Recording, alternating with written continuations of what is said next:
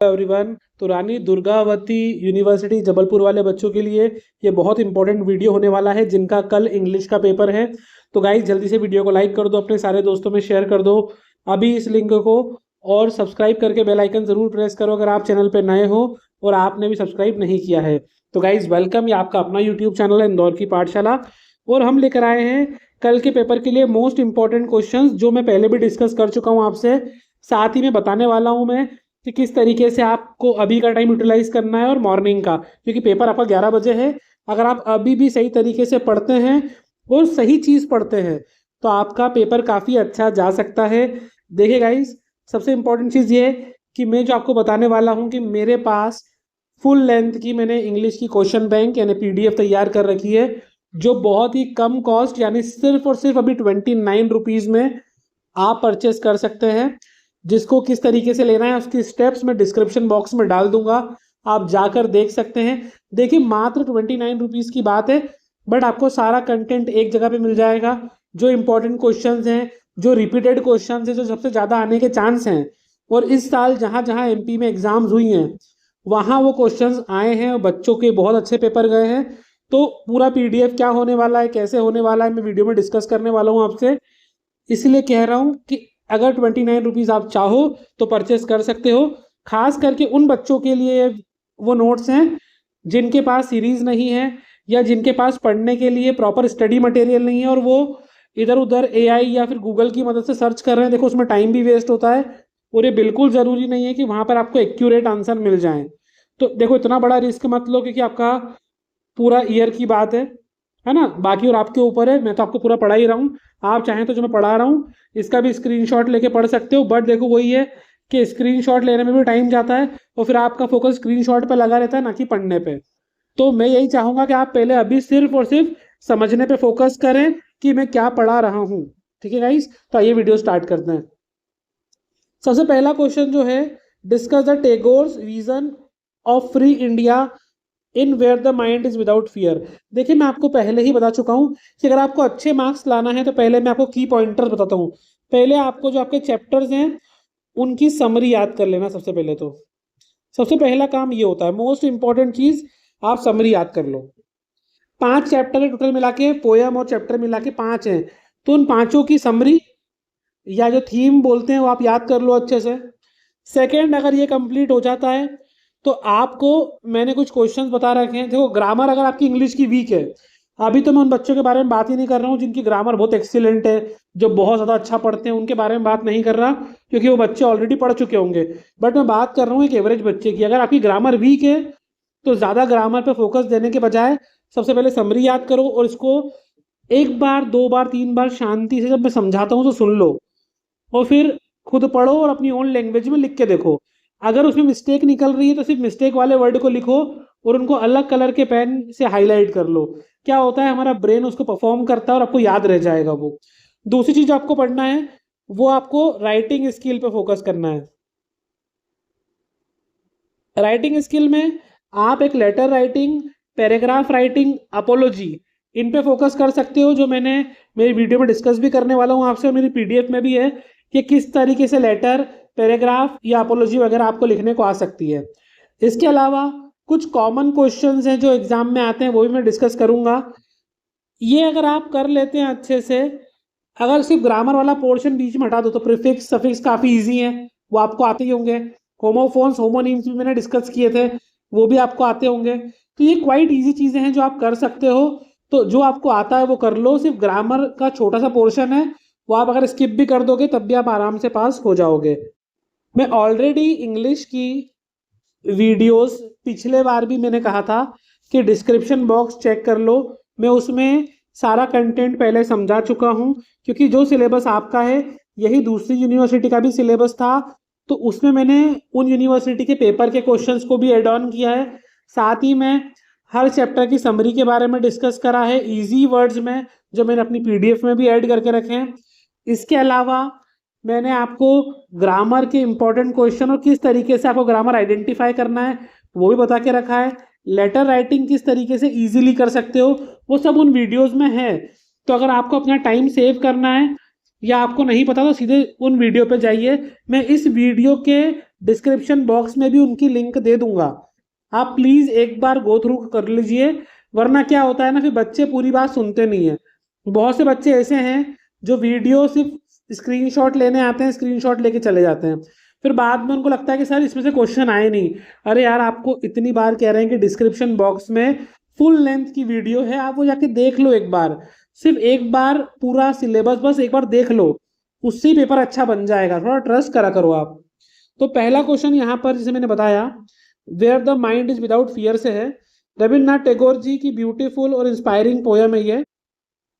Simply भाषा में, just wanting freedom from British political rule, ये सिर्फ नहीं चाहते थे कि हमको सिर्फ ब्रिटिशर्स से या उनके पॉलिटिकल रूल से ही फ्रीडम मिले, टैगोर जी साथ में ये भी चाहते थे कि कंट्री के लोग जो हैं वो completely free from fear, operations and constant worry, मतलब कि जो डर है या जो लोग एक दूसरे को दबाने का काम करते हैं या जो लगातार चिंता है, हर चीज़ों से फ्री हो जाए। He imagined a place where education, learning and knowledge are open, वो चाहते थे कि एक ऐसा प्लेस बने जहाँ पर पढ़ाई लिखाई नॉलेज सब खुला मिले, अनकन्फाइंड फॉर एवरीवन, यानी कि सभी के लिए ओपन हो, ऐसा नहीं कि किसी को राइट्स हैं किसी को राइट्स नहीं है। Instead of blocked by old fashion social rule, narrow prejudice and caste differences, इनमें पुरानी तरीके के सामाजिक जो नियम होते हैं, पुरानी धार्मिक मान्यताएं या कास्ट जो डिफरेंसेस वगैरह जो होते हैं लोगों ने जो धारण कर रखी है, वो सब नहीं होना चाहिए, यहाँ पर सभी को इक्वल चांस मिले, ऐसा टैगोर जी का विजन है। Tagore also dreamed a fully united nation where the people are not divided by narrow domestic walls of religion, region और बैकग्राउंड। टैगोर जी का एक ही सपना था कि पूरे देश को एक रख सकें, वहाँ के जो लोग हैं वो डोमेस्टिक वॉल, मतलब ये धर्म की दीवार, जाति प्रजाति बैकग्राउंड की वजह से एक दूसरे को बंटवारा ना करें। वो चाहते थे citizens to be guided by a clear stream of reasoning and logical thinking, मतलब लोग जो हैं हर बात के पीछे तर्क लगाएं, सोचें, ना कि बिल्कुल आंख बंद करके पुरानी हैबिट को फॉलो करते जाएं। Tagore's timeless vision teaches us that true freedom come from inner spiritual awakening. वो चाहते हैं कि असली फ्रीडम के बारे में लोग समझें कि असली फ्रीडम बाहर से नहीं, आपको अपने अंदर से मिलती है। Intellectual enlightenment and a brave open mind, आपका इंटेलेक्चुअल इनलाइटमेंट मतलब अगर आपका आंतरिक या बौद्धिक विकास होता है और आपका माइंड खुला रहता है तो माना जाता है कि आपको सच में फ्रीडम मिली है। देखिए काफ़ी इजी लैंग्वेज में लिखा था ये सब काफ़ी आसान है। अगला question, summarize the passage of Swami Vivekananda Chicago speech, इसके बारे में भी मैं आपको ऑलरेडी पिछले वीडियो में भी एक्सप्लेन कर चुका था, तो अगर आप लोगों ने वो वीडियो देखा है तो आपको पता होगा। ठीक है, तो Swami Vivekananda famous 1893 address at Chicago parliament of religion delivered a powerful transformative message about the universal love, religious harmony and goal peace, यानी कि ये उन्होंने जो स्पीच शिकागो पार्लियामेंट में दी थी बहुत पावरफुल थी। ये एक बहुत ट्रांसफॉर्मेटिव मैसेज था लोगों के लिए कि यूनिवर्स में प्यार होना चाहिए, भाईचारा होना चाहिए, आपस में एकता होना चाहिए, और ग्लोबल पीस का मतलब होता है विश्व में शांति होना चाहिए।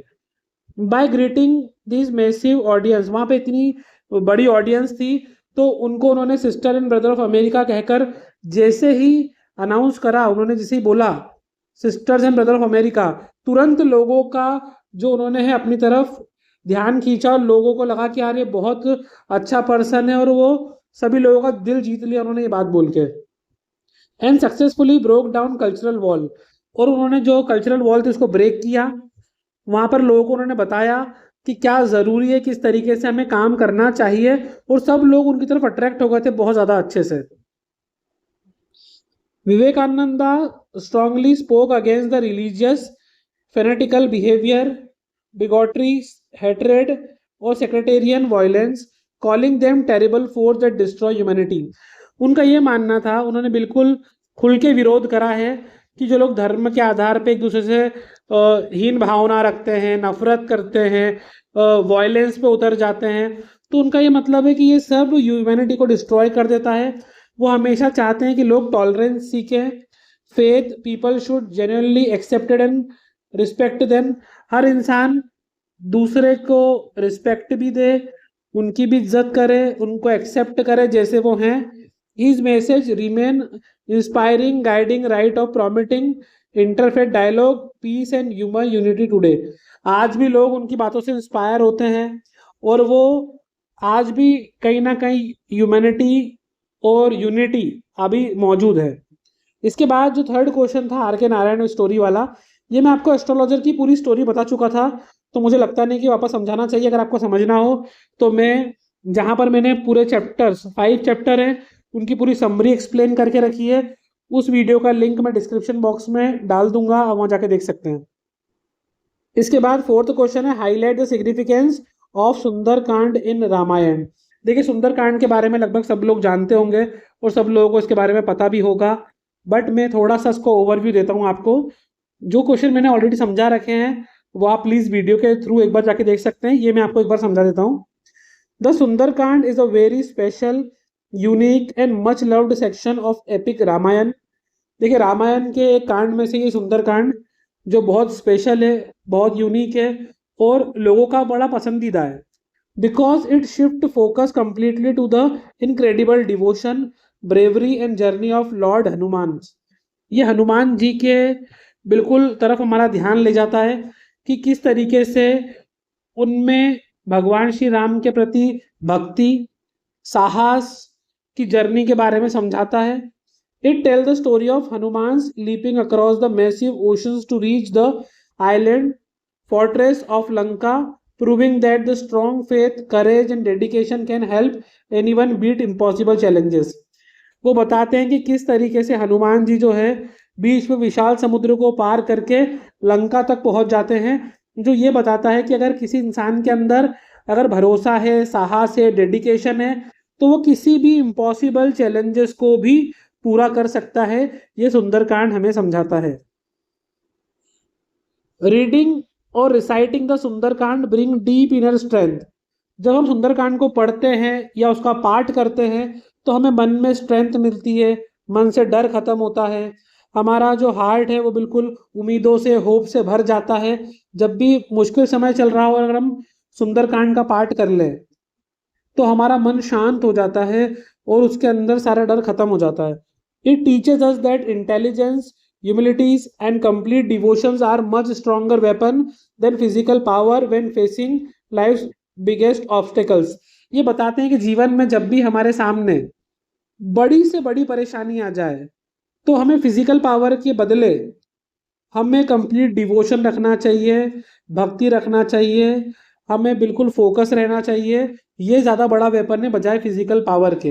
देखिए फिजिकल पावर अलग होती है लेकिन जो आपकी इनर स्ट्रेंथ है वो उस फिजिकल पावर से भी कहीं ज़्यादा होती है। तो ये यूनिट 1 कंप्लीट हो गया है। यूनिट 1 में देखिए चैप्टर्स की समरीज हैं, प्लीज़ आप इनको अच्छे से कर लेना। 2 से 3 क्वेश्चन आप यूनिट 1 से एक्सपेक्ट बिल्कुल कर सकते हैं, 4 भी आ सकते हैं।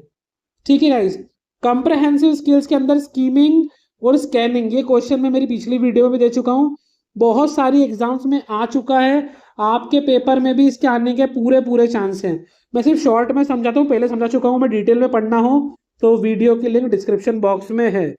स्कीमिंग और स्कैनिंग। स्कीमिंग में हम तेजी से रीड करते हैं ताकि हमको ओवरऑल मेन आइडिया क्या है, पूरा उसका पैराग्राफ का जिस्ट क्या है वो पता चल जाए। और स्कैनिंग जब हमको कोई पर्टिकुलर डेट ढूंढना है, किसी का नाम ढूंढना है, कोई इंफॉर्मेशन ढूंढना है, तो उसके लिए हम स्कैनिंग करते हैं। नेक्स्ट क्वेश्चन है how does one identify the main idea of passage. Important question है, पहले डिस्कस कर चुका हूं मैं इसको। देखिए कोई भी पैसेज जब आप पढ़ते हो तो आपको फोकस रखना है कि उसका मेन आइडिया क्या है। तो सबसे पहले टॉपिक को ध्यान से देखो, कौन से वर्ड बार बार आ रहे हैं, कीवर्ड बार बार आ रहे हैं, उन पे फोकस रखना है, उससे आपको मेन आइडिया का अंदाजा लग जाता है। बाकी ये भी मैं डिस्कस कर चुका हूँ ऑलरेडी डिटेल में आपसे। नेक्स्ट क्वेश्चन है what is the role of inference in reading. Inference का मतलब क्या होता है बेटा? तो इन्फेरेंस बहुत इंपॉर्टेंट रोल होता है रीडिंग का, जो आपको किसी भी स्टोरी में, पैसेज में छुपे हुए जो हिडन मीनिंग है उनके बारे में समझाने में हेल्प करता है, या आपको क्लू प्रोवाइड करता है कि आप जो लाइन पढ़ रहे हैं उसका एक्चुअली में मतलब क्या है। और एक हमारा क्वेश्चन है how do you analysis passages on Indian history. अगर आपको इंडियन हिस्ट्री के बारे में कोई पैसेज आता है तो आप उसको किस तरीके से एनालिसिस करते हो। पहला, आपको क्रोनोलॉजिकल मार्कर्स पॉइंट करना चाहिए कि कोई ईयर दे के रखा है क्या, किसी डायनेस्टी का नाम दे के रखा है क्या उस पैराग्राफ में, कोई हिस्टोरिकल एरास के बारे में बात करिए क्या, इसके बाद किसी कल्चर कॉन्सेप्ट के बारे में बात करिए क्या, कोई धर्म या फिर कोई रिलीजन्स के बारे में बोला है क्या, या फिर ऑथर का पर्सपेक्टिव क्या था, ऑब्जेक्ट क्या था। ये कुछ बातों पर आपको ध्यान रखना पड़ता है जब भी आप इंडियन हिस्ट्री से जुड़ा कोई पैसेज पढ़ते हैं। इसके बाद यूनिट 3 देखो, यूनिट 2 में बता चुका हूँ आपको यूनिट वाइज ही क्वेश्चन याद करना है। हर यूनिट में से 2 क्वेश्चन तो आना ही आना है, तो जो मैं पढ़ा रहा हूँ तैयारी कर लो। और अगर आप बहुत ज़्यादा अच्छा पेपर करना चाहते हो और आप चाहते हो कि जो आप पढ़ रहे हो वही आए, तो डिस्क्रिप्शन बॉक्स वाली वीडियोस ज़रूर से देख लेना। पार्ट ऑफ स्पीच में सारी कंप्लीट करा चुका था। इसमें noun, pronoun, verb, adjective, naming word noun होते हैं, नाउन के बदले जो शब्द यूज होते हैं उनको प्रोनाउन कहते हैं। कोई भी एक्शन वर्ब होता है, भागना, दौड़ना, खाना, पीना, उठना, बैठना, ये सब वर्ब होता है। एडजेक्टिव क्या होते हैं, जो नाउन या प्रोनाउन की क्वालिटी बताते हैं उनको एडजेक्टिव कहते हैं। अब एडवर्ब क्या होता है, जो वर्ब को मॉडिफाई करता है। जैसे कि मैंने बोला वह सुंदर लिखता है, ही राइट नीटली या क्लीनली, तो वो उसके लिखने के बारे में बता रहा है, मतलब वो वर्ब को आइडेंटिफाई कर रहा है। प्रीपोजिशन, कंजंक्शन, इंटरजेक्शन भी बता चुका हूँ। अब explain the use of a, an and the. Article सबको आते हैं, बचपन से यूज करते आ रहे हैं। ए और एन जो होता है नॉर्मली बेटा ये साउंड के ऊपर जाता है। देखो सिंपल तरीका है, ए कब यूज करते हैं, तो जब भी आप कोई वर्ड को रीड करते हो, एक शब्द को पढ़ते हो और उसको जब जैसे आप प्रोनाउंस करते हो, बोलते हो, तो अगर उसकी स्टार्टिंग क से ग तक होती है तो उसमें आप ए पुट करते हो, और अगर अ से अह तक का साउंड आता है स्टार्टिंग में तो आप एन पुट करते हो। कैसे, जैसे मैंने बोला HONEST, इसको अपन बोलते हैं बेटा ऑनेस्ट, क्योंकि इसमें एच साइलेंट है, तो इसको हम ऑनेस्ट पढ़ते हैं।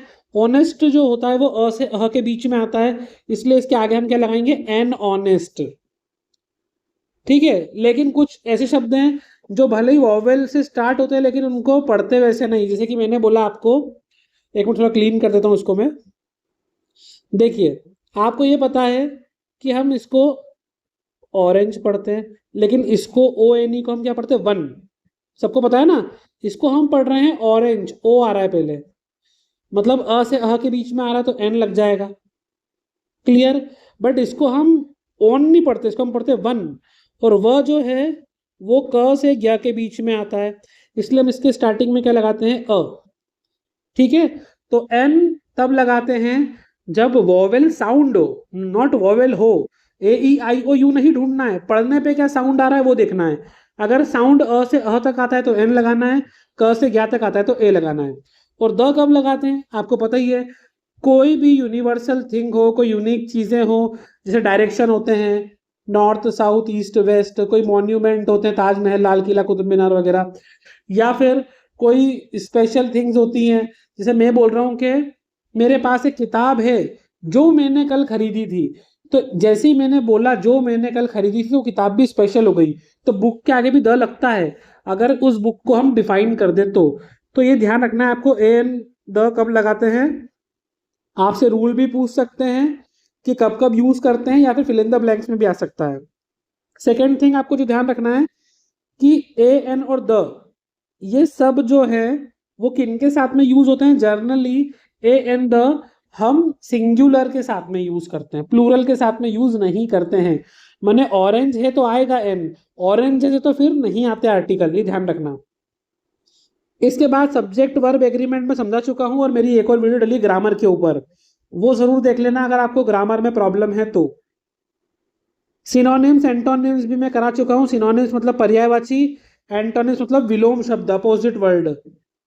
इनमें आपको एग्जाम में इनकी डेफिनेशन भी पूछ सकते हैं कि एग्जाम्पल सहित लिखो, या फिर कुछ वर्ड दे देंगे कि इन वर्ड का सिनोनिम्स बताओ या इन वर्ड के अपोजिट बताओ। तो यूनिट 3 भी खत्म हो गई है। जिन बच्चों की ग्रामर बहुत ज्यादा ही वीक है वो सिर्फ जो मैंने बताया नाउन, प्रोनाउन, एडजेक्टिव, एडवर्ब, जो आप बेसिक क्लास से पढ़ते आ रहे हो उन सबकी डिफाइन याद कर लो, बस एन द के यूज याद कर लो, काम हो जाएगा आपका। अगर डीप ग्रामर नहीं आती तो कोई बात नहीं। राइटिंग स्किल वेरी इंपॉर्टेंट, इसको बिल्कुल स्किप नहीं करना है। और राइटिंग की प्रोसेस, तो ये क्वेश्चन तो बहुत ज़्यादा इंपॉर्टेंट है आपके लिए। लॉन्ग क्वेश्चन में 15 मार्कर में भी आ सकता है आपके लिए ये। तो राइटिंग की प्रोसेस में पहला होता है प्री राइटिंग, ये समझा चुका हूँ मैं। ड्राफ्टिंग ऑलरेडी प्रीवियस वीडियो में पूरा एक्सप्लेन करा था मैंने आपको ये। रिवाइजिंग और एडिटिंग, 4 स्टेप होती है। देखिए मैं एक बार फिर से एक्सप्लेन कर देता हूँ अगर आपने वो नहीं देखा हो तो। प्री राइटिंग का मतलब क्या होता है कि जब भी आप लिखने बैठते हैं तो पहले आप आइडिया लगाते हैं, उस टॉपिक के बारे में रिसर्च करते हैं, प्लानिंग करते हैं कि किस तरीके से आपको लिखना है, सोचते हो आप उसके बारे में। जैसे मैंने बोला है कैसे लिखो, तो पहले आप उसके बारे में सोचते हो ना कि वो, जैसे मैंने बोला आपको, मान लो कोविड-19 के बारे में लिखना है। बच्चे बोलेंगे अरे सर अभी कहाँ आ रहा, कोरोना वरना बच जाते हम। बेटा वो अभी उस पर ध्यान मत दो, मैं सिर्फ बता रहा हूँ आपको। तो अपन सोचते कि कब आया था, क्या हुआ था, कैसे हुआ था। तो हम लिखने के पहले मन में आइडिया बनाते हैं, फिर हम उसको ड्राफ्ट करना स्टार्ट करते हैं, एक रफ पेपर पे लिखना चालू करते हैं। ग्रामर वगैरह एरर पे ध्यान नहीं देते, सिर्फ पॉइंट टू पॉइंट लिखना कि यार चलो कोशिश करते हैं लिखने थे, जैसा भी होगा उसके बारे में जो जो इन्फॉर्मेशन मिलती जा रही है आप उसको लिख देते हो, उसको बोलते हैं ड्राफ्टिंग करना। ड्राफ्टिंग के बाद रिवाइजिंग होता है, यानी आप कंटेंट स्ट्रक्चर को इम्प्रूव करते हो, प्रॉपर उसको ऑर्गेनाइज करते हो, आइडिया क्लियरली लिखते हो। और आखिरी होता है एडिटिंग करना, इसमें हम ग्रामेटिकल मिस्टेक चेक करते हैं, पंक्चुएशन की मिस्टेक तो नहीं है, स्पेलिंग की मिस्टेक तो नहीं है, और फिर फाइनल उसको डन कर देते हैं। इस तरीके से होता है। Describe the structure of good paragraph, बेटा पैराग्राफ राइटिंग करने को भी आ सकती है, या अच्छा पैराग्राफ क्या होता है ये भी पूछ सकते हैं आपसे। तो सबसे पहले जब भी आप एक गुड पैराग्राफ लिखना चाहें तो आपको उसका इंट्रोडक्शन करना पड़ता है, सपोर्टिंग सेंटेंस उसमें ऐड ऑन करना पड़ते हैं कि क्या फैक्ट है, क्या डिटेल्स है, और कंक्लूड भी करना पड़ता है। एक अच्छे पैराग्राफ को मिनिमम आपको 3 पैराग्राफ में लिखना पड़ता है। पहला पैराग्राफ इंट्रोडक्शन होता है, जो वो टॉपिक क्या है उसके बारे में समझाता है, प्रेजेंट के बारे में बताता है। सेकंड जो पैराग्राफ होता है वो मेन आइडिया एक्सप्लेन करता है, जो आपका इंट्रोडक्शन लिखा है उसको ही कंटिन्यू में लेके उसके बारे में डिटेल में एक्सप्लेन करता है। और फिर कंक्लूडिंग लास्ट जो पैराग्राफ होता है वो ऊपर का पूरा समरी बताता है कि भाई इससे क्या रिजल्ट मिला। इसके बाद आपके पास what is coherence in writing. Coherence is an overarching quality of writing that ensure letter how logically, smoothly and seamlessly from one sentence to next। Coherence मैंने बताया ना, जब भी आप कोई पैराग्राफ पढ़ते हो, कोई लेटर पढ़ते हो, कोई भी राइटिंग करते हो, तो उसमें एक फ्लो होना चाहिए, एक पॉइंट के बाद दूसरा पॉइंट स्टार्ट होना चाहिए, ताकि रीडर जो है, जो पढ़ रहा है, वो एफर्टलेसली उसका मीनिंग पता कर सके, उसको बहुत ज़्यादा परेशानी नहीं आए। ठीक है। बाकी फॉर्मल लेटर, इनफॉर्मल लेटर आपको पता ही है किस तरीके से लिखते हैं, आपने स्कूल से लिखते आ रहे हैं, 12th क्लास से लिखते आ रहे हैं, जो भी आप आपके स्कूल के प्रिंसिपल को लिखते थे, या फिर आप हेल्थ मिनिस्टर को लिखते थे, लाउड स्पीकर के लिए लिखते थे, कलेक्टर को, इसके अलावा आप पुलिस कमिश्नर को, पोस्टमैन को, जो भी आपने लेटर उस तरीके से लिखे हैं, कंप्लेंट लेटर वगैरह हो गए, जो फॉर्मल आते हैं। और इनफॉर्मल क्या होता है, जो आप फ्रेंड को लिखते हो, फादर को लिखते हो, वो सारे होते हैं इनफॉर्मल लेटर्स। तो सिर्फ एक काम करना, मैं अभी आपको बताऊंगा भी कैसा फॉर्मेट होता है, बट आप एक बार फॉर्मल और इनफॉर्मल का फॉर्मेट जरूर देख जाना। अगर फॉर्मेट ही देख लोगे तो भी नंबर आपको अच्छे मिल जाएंगे। लास्ट यूनिट पे आ गए हम, सिचुएशनल कन्वर्सेशन, काफी इंपॉर्टेंट है, इससे 2 क्वेश्चन आपके आने के बिल्कुल उम्मीद है। पहला, अपने आप को इंट्रोड्यूस करो, आप सभी को आता है तो इंट्रोडक्शन, तो ऐसा पूछ सकते हैं आपसे, तो भाई ये तो आप अपने बारे में जो जो जानते हो सब लिख देना। जैसे एग्जाम्पल के लिए, good morning, my name is, जो भी आपका नाम है, आई एम हियर फॉर, जो भी रोल है आपका वो लिख दिया। अब इसमें आप अपना बैकग्राउंड डिटेल डाल सकते हो, क्वालिफिकेशन डाल सकते हो, जब भी आप अपने आप को इंट्रोड्यूस करते हो, ताकि इंप्रेसिव लगे, प्रोफेशनल लगे। तो नॉर्मली सिंपल सी भाषा में आपको अपने आप को इंट्रोड्यूस करना है, बट ध्यान रखना ये प्रोफेशनल वे में होना चाहिए, ऐसा नहीं कि दोस्त से बात कर रहे हो। ठीक है। जैसे नॉर्मली किसी इंटरव्यू में गए और इंटरव्यू में इंटरव्यूअर ने आपसे पूछा प्लीज इंट्रोड्यूस योर सेल्फ, तो आप क्या बताओगे, उस तरीके से लिखना है। नेक्स्ट है अपोलॉजी के बारे में, मैंने आपको बताया था ये माफ़ी मांगने के लिए आपको आ सकता है, तो मैंने बताया, देखो इसमें एक, I sincerely apologize for the delay in submitting the report. मान लो कि आपको किसी ने रिपोर्ट तैयार करने का बोला था और आपने टाइम पे रिपोर्ट तैयार नहीं करी, तो हम उनसे माफ़ी चाह रहे हैं कि भाई हम टाइम पे रिपोर्ट तैयार नहीं कर पाए। It was an oversight of my part and I have now completed it, send it over, I have taken steps to ensure it won't happen again. तो अपन को बता रहे हैं कि मेरे बिहाफ पे गलती हो गई थी, अब मैंने उसको कवर कर लिया है, पूरा कंप्लीट कर दिया है और ये रिपोर्ट आपके सामने है और दोबारा फ्यूचर में गलती मुझसे नहीं होगी। तो अपोलॉजी इंपॉर्टेंट है, साथ में एक्सेप्टेंस भी इंपॉर्टेंट है, वो बता चुका हूँ आपको मैं। क्वेश्चन रह गए थे, how do you request information about a course. मान लो आपको किसी कोर्स के बारे में किसी से इंफॉर्मेशन लेना है तो आप किस तरीके से पूछोगे, could you please provide detail regarding the course duration, fee structure, eligibility, requirements, इस तरीके से आपको लिखने को आ सकता है। या how do you politely disagree with a proposal, ये भी आ सकता है कि मान लो किसी ने आपको एक प्रपोजल दिया है यानी ऑफर दिया है, अब आपको उस ऑफर को मना करना है, आप उससे एग्री नहीं है, तो ऐसा नहीं कि आप बिल्कुल हार्श रिएक्ट करो।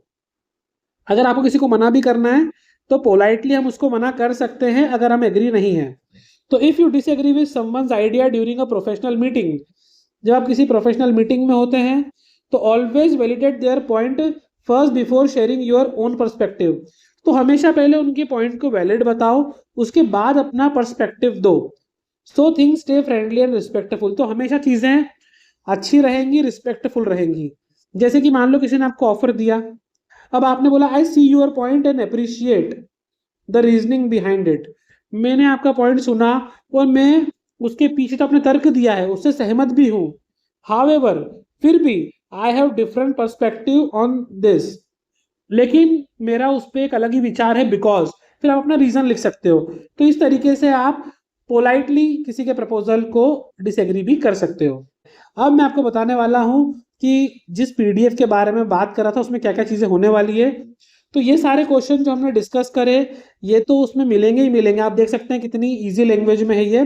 साथ ही में उस पीडीएफ में क्या क्या होने वाला है मैं दिखा देता हूँ आपको। यूनिट 3 के लिए पूरी ग्रामर, किस टाइप के क्वेश्चन आ सकते हैं एमसीक्यू बेस्ड पे, fill in the blanks based पे, ये सारे भी हमने कवर करके रखे हैं और साथ में इनके आइडियल आंसर भी देके रखे हैं और इनका पूरा एक्सप्लेनेशन भी आपको हमारी वीडियोस में मिल जाएगा गाइस। तो गाइस यहाँ से पीडीएफ स्टार्ट होती है, ये सारे चैप्टर की समरी जो है वो मैंने मेरे पीडीएफ में प्रोवाइड करके रखी है।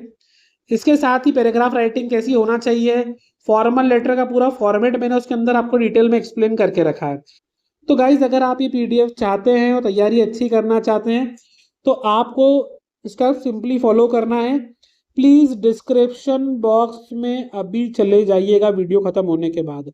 डिस्क्रिप्शन बॉक्स में आपको कुछ वीडियोस की लिंक मिल जाएंगी, कुछ वीडियोस की लिंक मिल जाएगी। प्लीज़ उन वीडियो को एक बार ज़रूर देख लीजिएगा जिसमें मैंने इन ऊपर वाले चैप्टर को भी एक्सप्लेन करा है, जिसमें मैंने ग्रामर को भी एक्सप्लेन करा है, पैराग्राफ राइटिंग को भी एक्सप्लेन करा है, उसके अलावा किस तरीके से लेटर लिखना है वो भी पूरा समझा है। तो प्लीज़ उन वीडियो को एक बार ज़रूर देख लीजिएगा। और अगर आपको पीडीएफ चाहिए तो वो कैसे आप ले सकते हो उसका भी उसके अंदर पूरी प्रोसीजर है।